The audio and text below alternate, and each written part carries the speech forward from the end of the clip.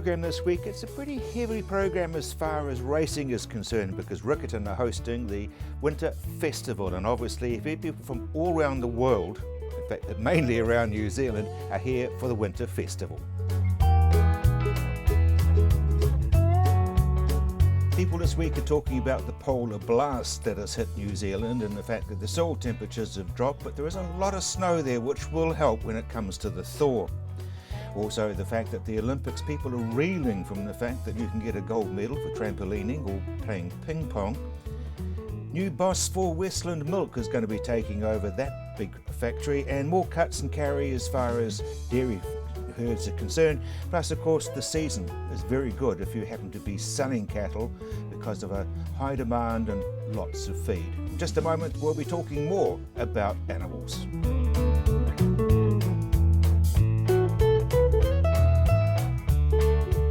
Nick, small block holders, calving and lambing. Yeah, the time is here.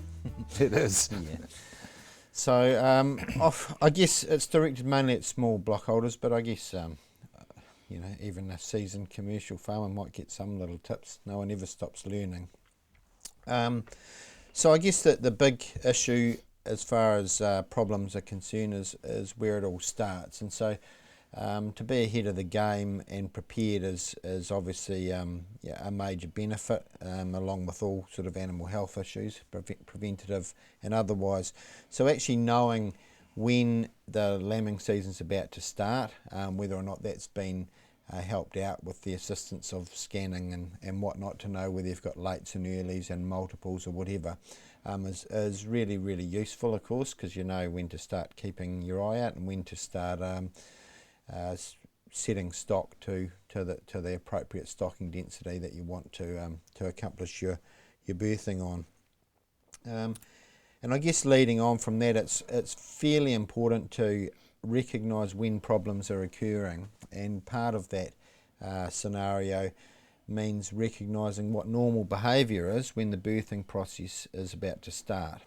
When they drift off on their own. Absolutely. So when they're in that first stage of labour, where there's obviously going to be a little bit of discomfort, the uterus is getting toned and the baby's getting in position ready to be born, the animal will tend to separate from the mob, and with sheep that's particularly notable, and with cattle also. When they're used to feeling more comfortable in a group, they tend to drift to the side, to the edge of the fence line, and then there'll be a lot of ups and downs and a bit of discomfort and some straining perhaps. That doesn't mean, of course, that there's a problem. I mean, the transition from that early stages of labour to the second stage of labour, where we start to see a lamb or a calf or the products of the placenta or fetal membranes being visible at the vulva, that can take 4 hours. So typically if there's been a lot of mucking around, I usually would advise that if it's been over 4 hours, then perhaps you may want to look at intervene and have a bit of a look. Upsetting stock by constantly disrupting them and to go in and have a feel is almost more detrimental to upsetting the apple cart than anything else. So that sort of recognising what normal behaviour is and when you should be taking a look is quite important for the whole mob, not just the animal that's of concern. And the next thing then you've established, once there's been an establishment made that things should be moving quicker and there's clearly some problems, then personal hygiene obviously is very important, both for the health of the ewe or the cow, as well as the farmer, him or herself. I mean, obviously we've talked a lot in recent times about diseases such as salmonella and things that can cause abortion, and that obviously results in a birth, and those bugs obviously are transmitted through the products of the birth and can easily be transferred to the person handling the stock, which we need to be aware of. But on top of that, of course, we all know that at this time of year, in farm environments, rural environments, that hygiene is very hard to keep, very, very at a very high standard. It's not a birthing suite in a hospital; it's a paddock, and so keeping things as clean as possible is going to go a long way to prevent problems later on with that ewe or cow. I don't sort of see farmers wearing latex gloves though. No, but you know what? They probably should have a stock of plastic shoulder length gloves and lubricant. It's much easier to barrier against these things, and you can still feel what's going on. So once you've established that, we really need to check what the problem is, and invariably it's going to be what we call a malpresentation. And I think the understanding has to be made that by and large there's two normal presentations. One is an anterior or front way presentation, which involves both front legs and the head coming just behind the front legs. So the pelvis is engaged with all three of those structures, and if one of them's missing, you're not going to get the animal out. You're going to have to correct that presentation and get both front legs and the head engaged through the pelvic canal. The other normal presentation, of course, is the back legs coming first, and if you've just put your hand in and you've just got a bottom or a tail there, that's called a classical breech presentation. You're not going to extract that animal without repositioning it appropriately. Because if you do, you hear cracking of ribs and things, don't you? Absolutely. You'll not only damage the baby, but you'll also go a long way to causing some major damage to the dam herself, and that could either result in death or seriously damage her future breeding potential. But you're pushing back in and the ewe is pushing out.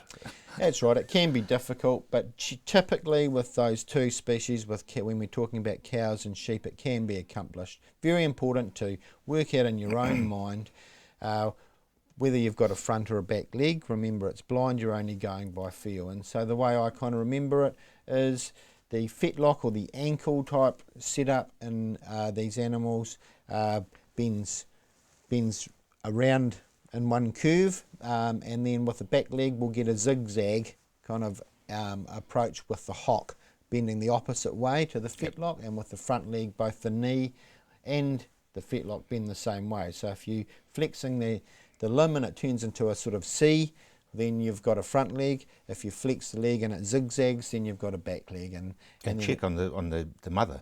That's right. You can pick it up from the mother as well. Yeah, exactly. And I think the other thing is just be aware, particularly in multiparous animals, particularly ewes, just ensure that all those legs are from the same baby. And not one of each. Exactly, because that can be another real problem with births when we've got perhaps the head of one lamb and the front legs of another coming through at the same time, and obviously once we correct that, then things sort of go normally. Vaccines and antibiotics?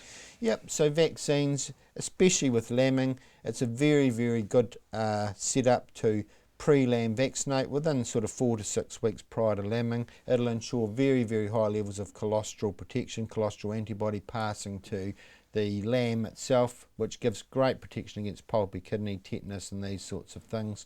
Antibiotics, as I've mentioned, when we've got an environment as contaminated as a late winter scenario for lambing, it's very hard to have hygiene tip-top, and so personally if there's major interventions I would prefer antibiotics are used. I think we're in an era where we have to justify this use dramatically, but in these situations I think it can be very important, and most vets would want to talk through this situation with the individual clients, but on the whole, as long as they can trust that these drugs are going to be used in an appropriate way, then that should be okay and should be discussed with the local veterinarian. Thank you very much indeed, Nick. You're welcome. In just a moment we're going to be talking irrigation and obviously the polar blast and what effects that's going to have on New Zealand farmers. Tony, the snows have come. Yeah, the snows did come. Well, parts of Canterbury didn't get very much. Some parts to the south and inland got snow, and of course we know that Hawke's Bay got really dumped on, all the way from sort of southern Hawke's Bay all the way up through the irrigating areas in Hawke's Bay. They really got a pounding. They'd probably like to get rid of some water right now. Most of them got in the order of 100-150 millimetres of rain. So something that we've been crying out for in Canterbury for nearly 2 or 3 years now, they got in 2 days. Yeah, but how much of it actually went in? Oh, a lot of that rain would have gone in, and they got it over a relatively long period of time. It wasn't like it was super intense. So that's a huge benefit to them.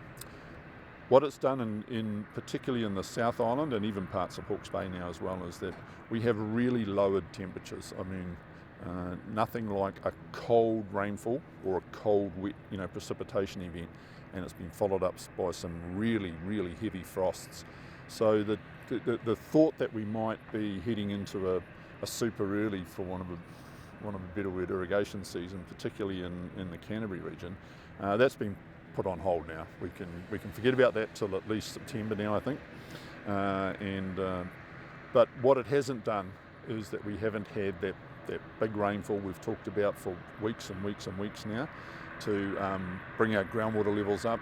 It's still going to be a tough season for a lot of groundwater users this year to access firstly the adaptive management consents that we have. Most of those consents are not going to be operative this year, so there better be a plan B on how what you're going to do with the irrigators that don't have any water to put through them. And secondly, we still haven't got out of the woods as far as people that once they start pumping we could have low water levels and self-limiting bores. So that still hasn't disappeared. We haven't had that much rainfall or that much snow inland to actually allay those fears. I understand that Lake Opua dodged a bit of a bullet. They've dodged a bullet. They've got a seriously good snowfall down there. They've got a lot of precipitation to come in. They were sitting at about 60% full 2 or 3 weeks ago. They'll be in seventh heaven. I'm sure there's some champagne being consumed in the offices because they've now got the thaw to come, and they'll have a full dam to work with this year. Yeah, so what is the thaw going to do? How much help would it be? Oh yeah, because it does two things. The thaw is that you're going to get water in those. You're going to get runoff into those lowland streams, which is what they need to fill up Opua. It's not an alpine river that fills that up. It's not like Coleridge, which is dependent upon the big alpine rivers, the Harper and the Wilberforce and the Rakaia, that provides water for it. These are foothills rivers, and to have that amount of snow in South Canterbury, look at the Dobson ski field now, for example, have that amount of snow down there to thaw, melt, run off into Lake Opua, then they're looking at a really good full lake. And Tony, the outlook for the climate, as Niwa calls it? Well, we didn't quite have the mild, perhaps quite the mild August that we had, but look, I think we're in a pretty cold spell right now. They are talking some northerlies again, but we're not at that time of the year where day length is long enough to really warm things up a lot. We're going to stay pretty cool now for probably the next month. At a time probably when we might want some more grass, it's not going to grow that quickly. Soil temperatures are going to be low. Daytime temperatures aren't going to be super high, and we don't have a lot of solar radiation coming in until we really get to about the equinox, which is mid-September. We've got more for you straight after the break here on The Land.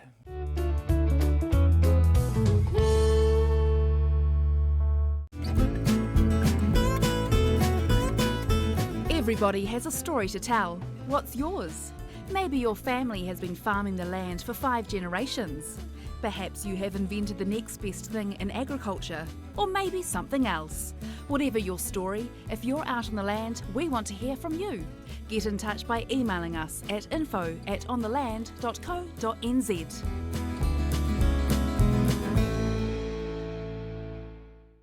You know that saying, content is king? Well, in today's mixed media world, it's true. You need video, audio, photos and more for social media, for marketing, for communications, sales and for advertising. And you need this at a price that works with your budgets. Well, that's what we do. At Tandem, we partner with you to create the content that you can use to shout to the world or video link to a few. Connect with us and we'll help you connect to the world. We're living on a planet facing almost insurmountable challenges. Challenges we have to face sooner rather than later. The world needs our energy. She needs our ideas, our passion. It's up to us to change things, make a positive change to the planet, to feed the world, to protect the future, to live well, to be the generation that will make a change. Join us.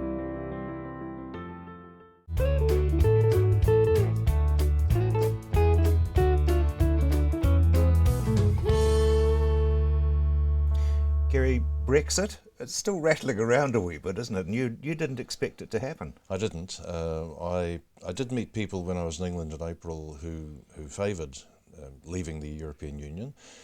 Some of the people in the north especially feel disadvantaged that all the benefits of Europe had gone to the London southeast. But I still thought they'd be wise enough to remain in Europe, because for hundreds of years England and Britain has been engaged in Europe militarily to a very large extent, one way or t'other. It's pretty hard to disentangle. So I thought that they would vote to stay in, given that they'd been 40 years, and the young and better educated tended to be overwhelmingly in favour. But the regions which felt a grievance, parts of the northeast, was 60 to 70% in favour of leaving. So clearly there were some issues there, and although the margin at the end was 2%, it was still a lot of votes. So now they've got to untangle 40 years of trading relationships. The governor of the not the Reserve Bank, but the Bank of England has already moved to put in place some defensive mechanisms for the economy, which will suffer from Brexit.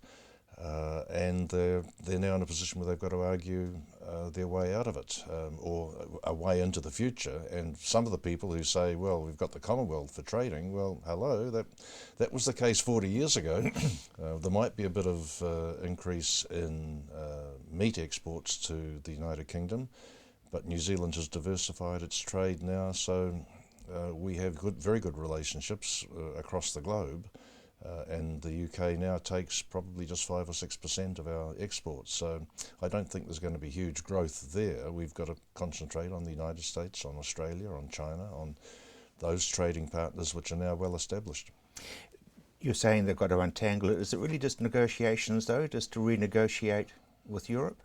Well, there are various models. There's a Swiss model, there's a Norwegian model, neither of those countries being part of the European Union.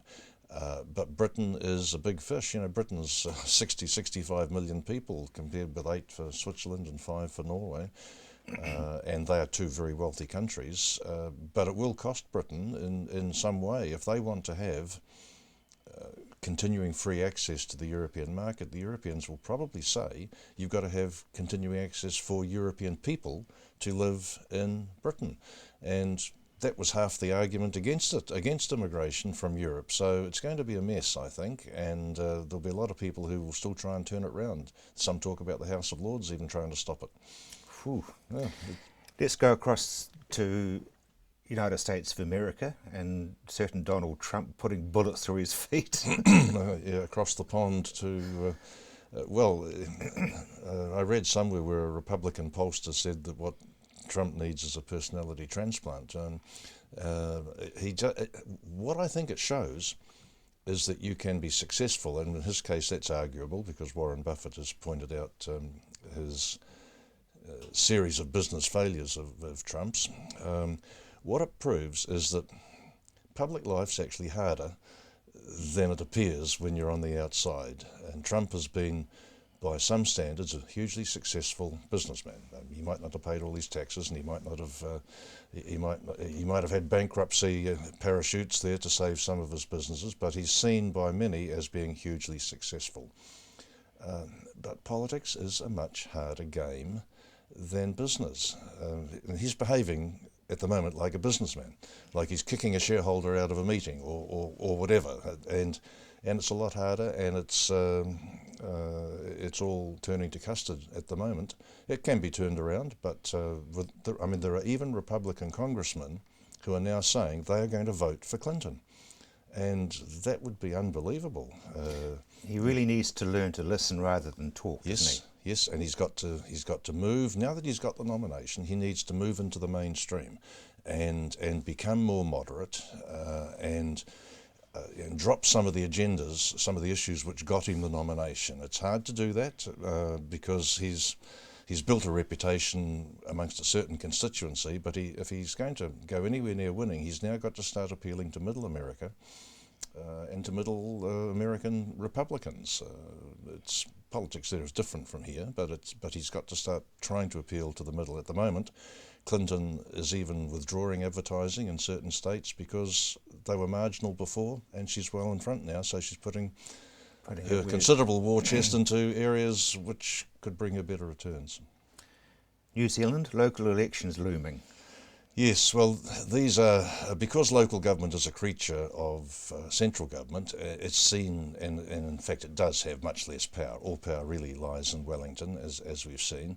But there are local elections, and they are important in terms of districts, in terms of footpaths and roading and water infrastructure and that sort of thing, street lighting. And for the regional council, we have massive issues here, and we have, I think, a regional council which is widely perceived as having failed pretty comprehensively. And as New Zealand has in recent years, there's no environmental indicator across the country apart from air quality which is improving. And even in Canterbury, this bunch of commissioners has stopped the clean heat program. So Christchurch now may fail the air quality national standards, and that would have potential business impact on new consents being issued to business as well as to commercial uses. Do you think people in New Zealand take local politics seriously enough? No, they don't. It is important, but they don't take it seriously enough, and the turnout kind of shows that. There's always a lower turnout. It's not just New Zealand, a lower turnout for local government than it is for central government, because people from the political tribes regard central government as the most important, and they can vote for their party there. They don't quite get the same feeling, the same desire at local government level, which is, in my view, a pity, because the local decisions are very often very important, given, although the framework within which the councils make those decisions is set by Wellington. There'll be those who would suggest that the only time we see or hear of local politicians is their billboards just before an election. Well, I've noticed. I mean, that's true. You don't want to put your billboard up a year earlier, obviously, but you need to have a billboard or two to ring a bell or two. But you do notice. I've noticed city councillors suddenly inventing issues which need to be addressed. I've seen the Regional Council, Environment Canterbury, I've seen the Commissioner saying, we're going to start prosecuting people who've breached water consents now. Well, hello, there must be an election coming up. Being quite cynical, but actually being an observer. Yeah. I'm an observer now. I'm observing from a position of someone who's been on the inside at both central and local level. Yeah. So really, the message is, if you want to control what is in your environment, get out there and learn about what these people are saying. Indeed, get out and vote. And I think the way the government has structured the new Environment Canterbury Council, there will be an inherent bias towards the rural sector. Christchurch will be outvoted, and Christchurch will be used for its rating base to fund regional activities largely, but it won't wield political power. So Kerry, thank you very much Sadly. indeed. Obviously the elements are something that rural people spend a lot of time in, so we thought we'd find out what you should be doing about your hair. Philippa, shampoos and conditioners, how do they work? A shampoo is designed to cleanse the hair. We like to lather the shampoo up when you're in the cleansing process, leave the shampoo on for a minute and then rinse off, so that it's good cleansing action for the hair. With the conditioner, conditioner is designed to shut the top layer of the hair off, which is the cuticle layer, smooth it down so we get really hydrated, healthy, shiny hair. Is there a big range of good and bad? Massive, absolutely massive. There is some shampoos that contain a truckload of parabens and sulfates, so they cause skin irritation and dryness of the hair. Of course, our products being sustainable, natural, organic, there is no parabens and sulfates in there. Hair colouring, do we or don't we? Absolutely, we all want to look 20 years younger or even 10 years younger. Some people, like George Clooney, can rock the grey. There's a lot of men that like a 10-minute sort of refresh of colour just to camouflage the grey. Hair colouring can be fun. And looking after it? Looking after it it's really easy. You always purchase a product that's got UV filters in the conditioner. And of course there's like low alkaline shampoos and conditioners that protect the hair against all the elements, and blow drying as well. Ah, yes. Septic tanks and things like shampoos and conditioners. That's a really interesting one. Going back to what we use, our company can trace where all their products go through all the grey water waste. So it's perfectly harmless in our waterways and septic tanks because it's a sustainable, natural, organic. So you're suggesting you don't buy on price? Absolutely not. We buy on quality and what we can do for our environment. How often should we be getting our hair cut? So on average, hair growth it's 3/4 of a centimetre every 6 weeks. So we generally recommend every 5 to 6 weeks. With some men that we have, they like to get their hair cut once a week. So whatever floats the boat really, and how you want to look. And what happens to the people with very, very long hair? What happens there, and that's it, they tend to get split ends. Some people, even the split ends, form a form of like dreadlocks, and the hair starts matting together. So generally, a nice trim every 6 to 8 weeks so it keeps the ends healthy. Do we as a nation look after our hair? As a nation, I'd like to think that yes, we looked after our hair, but then we compare us to Europe, where the European people tend to invest more in their whole total appearance, whereas we're very casual, more lived in looking. So it would be nice to think that some people do invest heavily, which is nice, and other people it's just something that grows on their head. Barbers, there's a swing back to barbers. Oh, absolutely. Male grooming is on a huge wave, so and we're hoping to capture some of that wave. But male grooming, it's always nice to see a man well dressed and good haircut and a really good shave. Barbers, that's a new breed, it's not the old short back and size for 2 and 6. Absolutely not.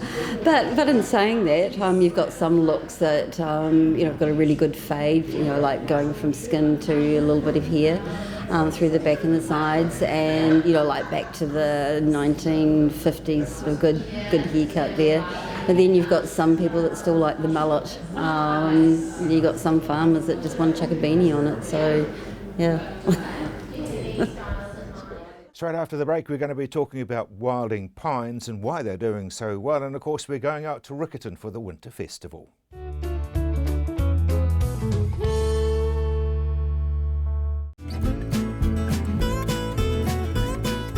Everybody has a story to tell. What's yours? Maybe your family has been farming the land for 5 generations. Perhaps you have invented the next best thing in agriculture, or maybe something else. Whatever your story, if you're out on the land, we want to hear from you. Get in touch by emailing us at info@ontheland.co.nz.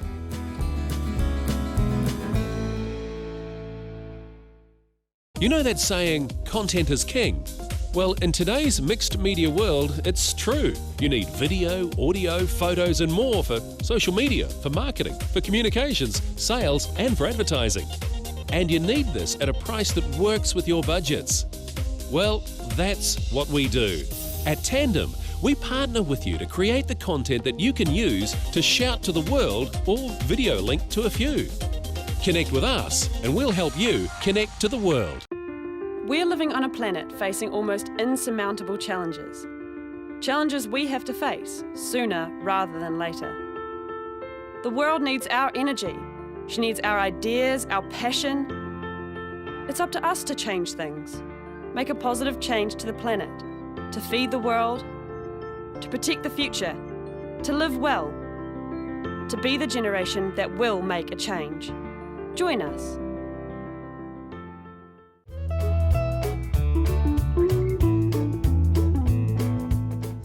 Back to the program. Wilding pines have come under the spotlight very recently because they keep spreading and apparently taking over some very good productive land. In just a moment, you'll find out why. wilding pines, they've come under the microscope a bit recently. Yeah, so the government's just announced $16 million of new funding to control wilding pines, but so far it's been pretty ineffective. They're still spreading. In fact, 6.5% of the country is currently considered to be affected by wilding conifers. Interesting that we tried very hard to get them to be established, and now they become invasive. Yeah, it was a huge effort to introduce pines. Pines were brought from the Northern Hemisphere and introduced all around the Southern Hemisphere, in New Zealand, Australia, South America, Africa, and most of the introductions failed. They had a really hard time getting it to grow until they realized that they were missing something, which is that pines rely on mycorrhizal fungi, which are beneficial fungi that grow on the pine's roots and that bring nutrients from the soil and give it to the pine trees. The sort of things we've got in guts, for example. Yeah, effectively. Most organisms rely on some form of symbiosis for their normal growth and nutrient uptake. The difference with pines is that they rely on these fungi that form a mushroom that you can see, but it's still forming a symbiosis with the pine and helping it get the food it needs in order to grow. And we imported that to actually help establish the pines. Yeah, we very deliberately introduced fungi all the way through starting in the 1950s and 60s, but all the way through the 1980s, we were still deliberately introducing and spreading fungi in order to allow pines to grow better, particularly in plantations and also for erosion control in the high country. And I guess with wilding pines, we sort of overdid it. Yep, indeed. Sometimes you get too much of a good thing, and wilding pines have taken off. They've spread really quite widely and become a major issue both for the conservation estate and for high country farmers and for tourism. So we've got a pretty interesting sort of a conundrum, really, haven't we? How do we fix it? Yeah, and that's the problem. And what we've done is we've focused on killing pines, and there's been a lot of work to develop very strong herbicides that can be used either backpack sprayers or helicopters to kill the wilding conifers, and we've achieved that reasonably well. What we're not doing so well is actually restoring the ecosystem. So we can go in and we can kill the pines, but all that we're getting back are exotic grasses and reinvasion by pines a few years later. It really is going to take a new approach to controlling wilding pines that thinks not just about killing the trees, but also what do you want to get? What's your objective 5 or 10 years down the road? How are you going to get back to a native ecosystem? Is it as simple as killing off the mushrooms? Probably not. We certainly know that introducing more fungi would be a bad idea. Killing the mushrooms is difficult, and we don't really have ways of doing that. Fungicide's not particularly effective. There may be some advantages to controlling the spread of the fungi, though. Through recent work, we've shown that the mycorrhizal fungi associated with pines are being spread by deer and by possum, particularly Australian brush-tailed possum, are eating the mushrooms and then moving out into grasslands and defecating, and their feces actually carries the spores of the fungi, which is then allowing the pines to invade because the fungi are already present in the soil. So perhaps through controlling mammals, we can also sort of get an extra benefit of controlling the spread of the fungi in the pines as well. So everything within this circle has been introduced? Yeah, we've introduced a lot of species to New Zealand. We've got currently more invasive plants in New Zealand than we have native plants. And they're interacting in entirely new ways. So we've brought in North American pines, European mammals, European fungi, and also Australian mammals. And they're all acting together, forming an ecosystem that's never existed anywhere on Earth before. Do you reckon we'll ever get back to just growing natives alone? Probably not natives alone, but I think we can manage the system and we can get better outcomes. We probably can't maintain a lot of the grassland areas. We induce those grasslands through burning and through grazing, and they're probably not sustainable. Pines can invade those very easily. But we might be able to restore them into a more woody ecosystem if we were to underplant with native species and sort of restore the native forest that was there before European settlement. That's probably our only real solution. Just a moment or two, we're going to be going to Riccarton Park because it's that time of year when they have their winter festival. Tim, it's certainly winter for your winter festival. Yes, August, Grand National Racing Carnival, and of course when you've got a race called the E-Star Winter Cup on the first day, you do have to expect winter conditions from time to time. Really playing into the hands for the Southlanders. Yeah, great result on the first day from the for the racing people from the deep south, and many of them are tied up with the rural activities. In particular, Miss 3 Stars, who won the E-Star Winter Cup for trainer Tommy Beckett, and a big syndicate made up mainly of members and members of the family of the Crooks family and their friends. Michael Crooks sort of leading the ownership of the mare that won the race, and yeah, throwback to the days when the Southlanders of old would come north and raid and plunder the stake money at the Grand National Carnival. Saturday, as in next Saturday, the big steeplechase. Racecourse Hotel, the Motor Lodge Grand National Steeplechase, and we saw a cracker race, the NZI Coral on the first day, and a lot of those horses are going to back up again. The Big Opal won convincingly, but the horses in behind, none of the connections of them are conceding anything to the Big Opal. Horses like Uppercut and Brewer and also High 40, last year's winner, are right in contention. It's winter, does it slow them down? I mean, I'm pretty slow at the moment because I'm cold. I don't think it's what slows them down, of course, is the going, and when you do get winter you get wet tracks, and the official description's what becomes heavy, and obviously that by nature the horses go into the ground more, which slows them down, takes more energy to plough through it. So yeah, the times and everything are slower, but I think while the riders that are out there, it's the old adrenaline kicks in, and yeah, the warmth is there in the heat of combat, but yeah, certainly for the spectators and the fans, you're standing around a little bit on the cold side, but no, the facilities here in the main also keep you warm in between. Let's look at the Winter Festival, because it's pretty hard to get away from the fireplace and the warmth and the television set when it's cold like this. Yeah, getting good turnouts. Particularly on the first day, we had all our private suites sold. Good. I mean, people still, as long as it's not raining and uncomfortable to get to and from, it's not hard to put a jacket on, is it? And we've all got a nice padded jacket somewhere along the lines, and you can come out and have a good day. Of course, we are a great off-course participation sport, like all sports nowadays, and the TV channels and the internet and the computers do give you the opportunity to participate at home. So I suppose from our point of view, we'd rather you did that than not take any interest in it. So prefer you to come out, but if you don't, certainly do participate through the TV. Tim, the place always looks a picture. Yeah, a lot of work's gone into it, a big team of people, and we do pride ourselves, like everything when you put on the big event, you tidy the house, you mow the lawns. Well, we're no different. We try and spruce the place up, not just for the spectators that come to the races, but also the people who've come from north and south, from Auckland to Invercargill, brought their horses here. We've got 104 boxes and stable facilities. They're chock-a-block. The whole circus has come to town. They stay the week. The local pubs and restaurants and motels are full of racing people, and yeah, we try and have the place looking good for them and their horses, as well as, on this side of the track, the aesthetics for the patrons. Indeed, so it is all go this week. In just a moment or two, we're going to be talking to one of the young trainers. Now, training jumpers rather than those that are racing on the flat, is there much difference? Yeah, I suppose there's a little bit more preparation work, you're obviously running over longer distances, so you need to get your horses a bit harder, I suppose. Some of your sprinting type of horses, you can probably sort of take 3 months and they're ready to go to the races, but your jumpers, you're sort of wanting 4 or 5 months, in my opinion, to get them good base fitness and get them hard, basically. Yeah. You've had a fair bit of success with a horse called Eric the Viking. Yeah, Eric the Viking, he's a horse pretty close to my heart. He put my name out there a wee bit on the flat early on, and then he went jumping, and he won the Grand National here 2 years ago. A little bit disappointing for whatever reason last year. I probably trained him a bit average. I took him to Australia and that probably flattened him a little bit. But then he bounced back to form 3 weeks ago, winning the Wellington steeplechase at Trentham. So the old boy's back in form. And of course you're looking for another win this year. Yeah, absolutely. He's in the Grand National Saturday. He went quite a nice race in the Coral steeplechase the Saturday just been. He got back and ran on, which is what we were sort of hoping. This week, 5,500 metres, around three laps of the track here will be right up his alley.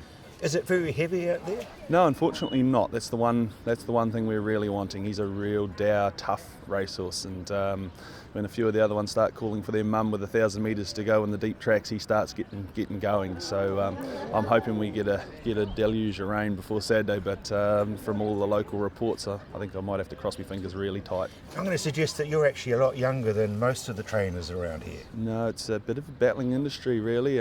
What's happening, a lot of these young boys and girls, they get into the game trying to be jockeys, apprentice jockeys, and they get too heavy and they sort of falling away from the game. It's a bit of a hard industry at the moment. There's not a lot of stake money about. The expenses have gone through the roof, travel and feed. And yeah, it's you know, some of us have got a real passion for it and just do it anyway. And fortunately for some of us, we've got a partner with a good business in town that sort of can keep the kids fed and us fed. And I play horses. So, but yeah, it's not easy. And yeah, you look around here, and I don't know what the average age is down here, but I know up in the CD and further north, there's not a lot of young guys getting involved. Yeah, that's pretty sad, isn't it? It is sad because it is a wonderful game. It's just hard, as I say. And yeah, I look around me, and I'm friends with a lot of older men, and like I'm 35, and geez, I could only probably count 3 or 4 other people in the central districts my age that are really trying to make a go of it, and there's no one younger. There's just it's the way the industry's going. You've just got to go to the races now as a general supporter of the game, and you have a look, and there's just no one there. And it's such a wonderful game. You get up close and personal with these horses, and you go watch a good horse. It puts chill up your spine. It's really special. But I don't know. We've just lost a generation, and how we get them back, I just don't know. So how did you break in? I guess you sort of had to learn from somewhere. Yeah. I got into the game just as a casual race goer. Mum and Dad weren't involved or anything, and fell in love with it. Just, as I say, leaning over the running rail as a general spectator, and just loved it. Absolutely loved the game, and thought that's what I want to do right from a little age. And got to college, and a friend of mine's dad trained a few, so I started tagging along, and it went from there. Worked for a couple of good trainers, Jimmy Wallace and Opaki predominantly at Ardsley Stud. And then just thought I've got to have a go at doing this myself, and then fortunately enough had a couple of winners, and then obviously Eric the Viking burst onto the scene, and he's helped me get along pretty well. Your advice for somebody else who's pretty passionate and has been leaning over the rails and wants to get in on the game? Go show your face at the local racecourse. Start getting to talking to people. There's so much social media and what have you nowadays. It's easy to, with anything in life, you can, if you like something, it's easy to get involved now. It's only a phone call away to talk to trainers, and we all start at the bottom. I think a few people, the younger generation, I think everyone wants to start at the top. Unfortunately, in racing, you've still got to start out picking up poos in a stable box. In just a moment, in fact, straight after the break, we'll be looking economics around the world with John Wally.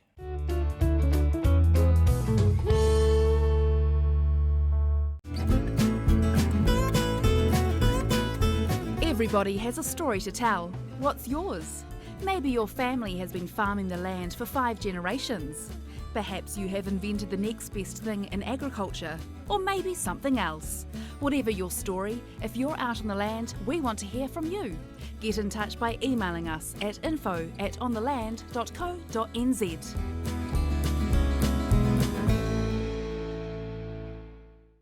You know that saying, content is king? Well, in today's mixed media world, it's true. You need video, audio, photos and more for social media, for marketing, for communications, sales and for advertising. And you need this at a price that works with your budgets. Well, that's what we do. At Tandem, we partner with you to create the content that you can use to shout to the world or video link to a few. Connect with us and we'll help you connect to the world. We're living on a planet facing almost insurmountable challenges. Challenges we have to face sooner rather than later. The world needs our energy. She needs our ideas, our passion. It's up to us to change things, make a positive change to the planet, to feed the world, to protect the future, to live well, to be the generation that will make a change. Join us.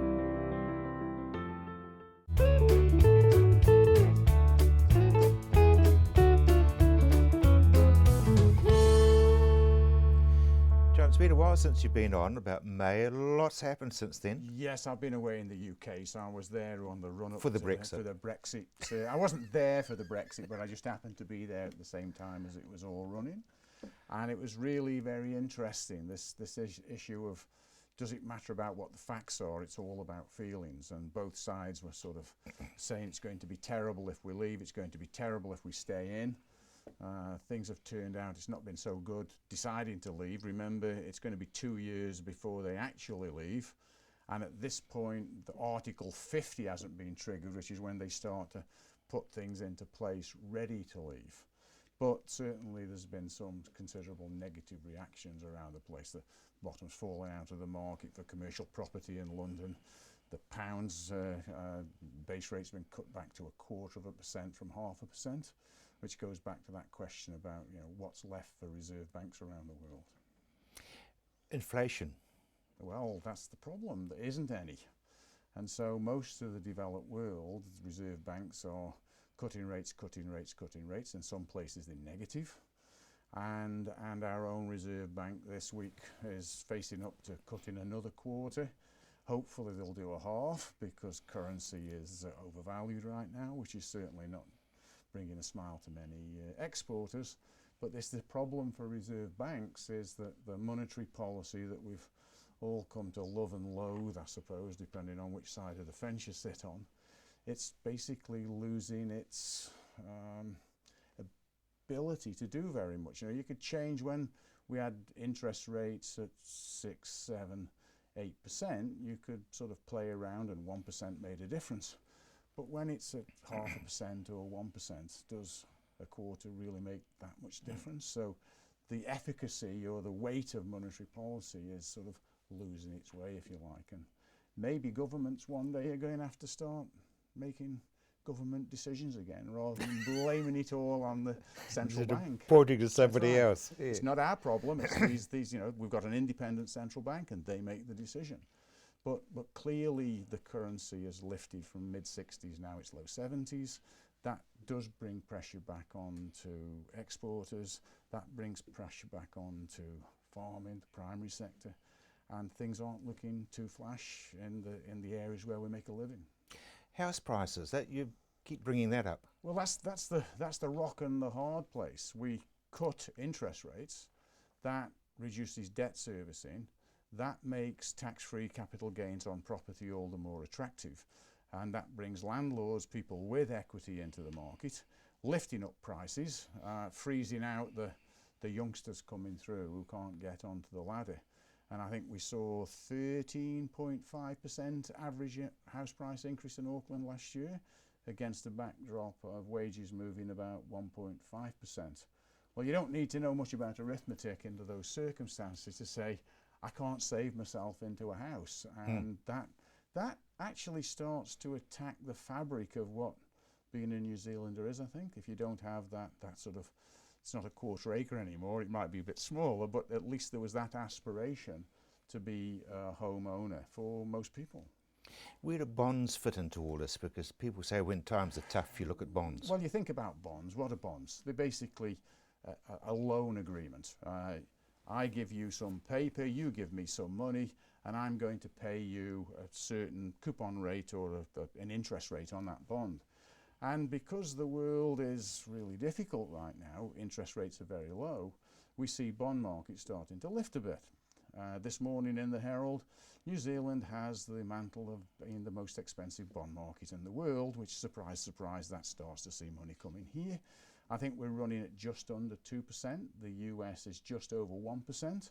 And good old Switzerland's at minus 0.8%. So you sort of, you know, there's quite a range of policy implications when we talk about those sort of bond rates.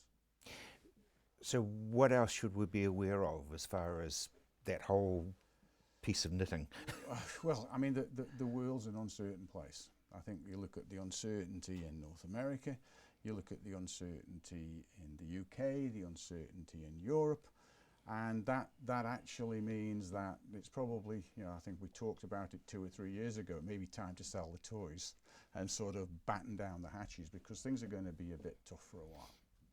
Let's look at the American thing. How much of a result are we going to get as far as the economies around the world?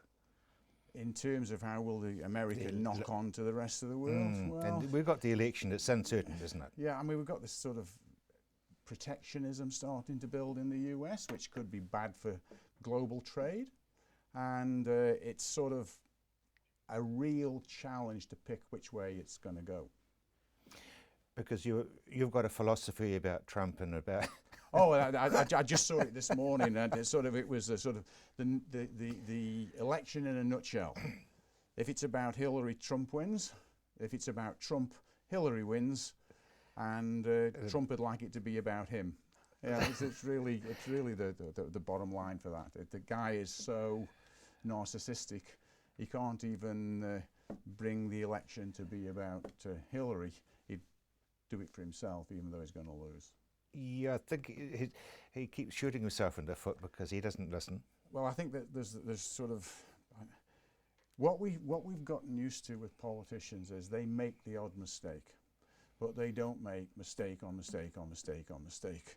Trump makes so many mistakes, it's hard to pin him on one because he's made 3 more since. So people are running around trying to nail it down.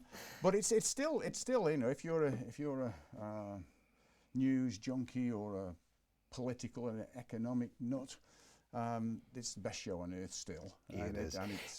How's the debt level in the United States? Well, the debt level's now starting to accelerate faster than 2007. So we are back into sort of pre-GFC debt level growth in the US. We're seeing 10-year loans on cars now. We can't do it on houses anymore. They've been beaten to death. So now you can borrow money for 10 years on a car. Well, we do see 10-year-old cars around, but generally you sort of, if you buy them new, you've moved them on before then. So the other thing is just literally percentages and all that sort of thing. I mean, you've got mortgages and things over there. Oh, mortgages are still low. I mean, all of the liquidity that the central banks have pushed into the system has to go somewhere, and it goes into assets, houses, land, and it goes into equities, the stock market. And so houses and the stock markets are vastly overvalued. And that's really the story right around the Western world. We've got overvalued assets. You know, the average $1 million house in Auckland. You needn't look any further than Auckland to see exactly how it happens. Let's look at New Zealand, dairying, and how are we off? Well, you know, sort of current. The last dairy auction was up 7% and a bit from memory, but it was certainly up, first time in several weeks.